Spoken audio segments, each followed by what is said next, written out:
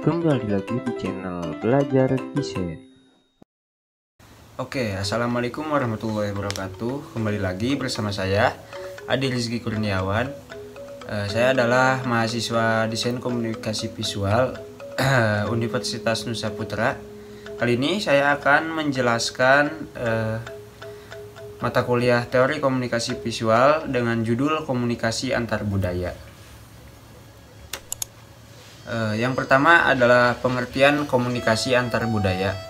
Menurut Guo Mingchen dan William J. Starosta dalam Liliweri 2002 mengatakan bahwa komunikasi antar budaya adalah proses negosiasi atau pertukaran simbolik yang membimbing perilaku manusia dan membatasi mereka dalam menjalankan fungsinya sebagai kelompok. Kemudian tujuan komunikasi antar budaya.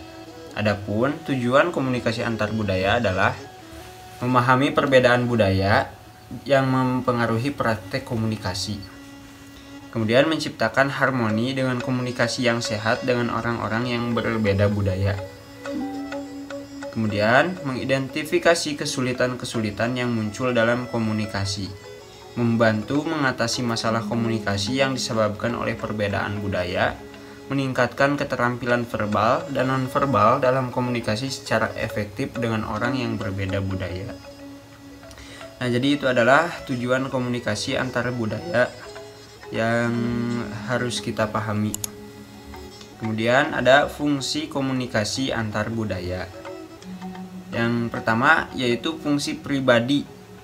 Fungsi pribadi meliputi identitas sosial, integrasi sosial, menambah pengetahuan pribadinya, melepaskan diri atau jalan keluar. Yang kedua ada fungsi sosial. Fungsi sosial meliputi pengawasan, menjembatani, sosialisasi nilai, dan menghibur. Setelah penjelasan, pengertian, kemudian tujuan dan juga fungsi. Kini ada beberapa pertanyaan mengenai komunikasi antar budaya. Pertanyaan yang pertama yaitu, bahasa Indonesia merupakan bahasa pemersatu.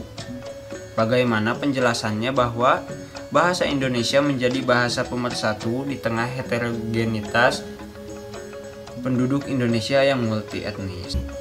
Yang harus digarisbawahi oleh kita semua yaitu Indonesia adalah salah satu negara yang mempunyai banyak suku dan budaya ya. Tentu saja bahasanya juga berbeda-beda. Nah, untuk mempersatukan budaya-budaya tersebut, Indonesia mempunyai bahasa kesatuan. Bahasa Indonesia menjadi bahasa pemersatu di Indonesia karena dipakai oleh seluruh masyarakatnya untuk berinteraksi satu sama lain dan juga sebagai jembatan penghubung antar masyarakat yang memiliki bahasa berbeda. Misalkan kebudayaan atau bahasa dari Jawa dan Sunda itu berbeda. Nah, untuk mempersatukan komunikasi tersebut, kita harus ada satu bahasa yang dimengerti oleh kedua budaya tersebut, yaitu bahasa Indonesia.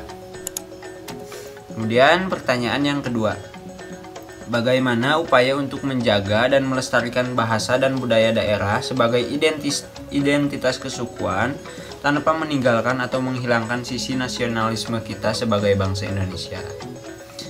Nah, untuk kasus seperti ini kita seringkali menemukannya dalam kehidupan sehari-hari ya. Karena saya pribadi berasal dari suku Sunda, dan bagaimana untuk menjaga sisi nasionalisme saya dalam sebagai rakyat Indonesia gitu. Yaitu untuk bisa melestarikan bahasa budaya tanpa menghilangkan sisi nasionalisme kita, ya kita harus tahu situasi dan kondisi. Misalkan menggunakan bahasa daerah atau bahasa Sunda ya untuk saya pribadi dalam kehidupan sehari-hari, dan menggunakan bahasa Indonesia ketika ada forum yang formal seperti rapat-rapat di desa atau berbicara dengan orang lain yang berbeda budaya. Nah, untuk pertanyaan yang ketiga, yaitu ketika Anda memasuki suatu komunitas yang berbeda dengan latar belakang budaya Anda, bagaimana upaya Anda beradaptasi dan bersosialisasi dengan komunitas tersebut?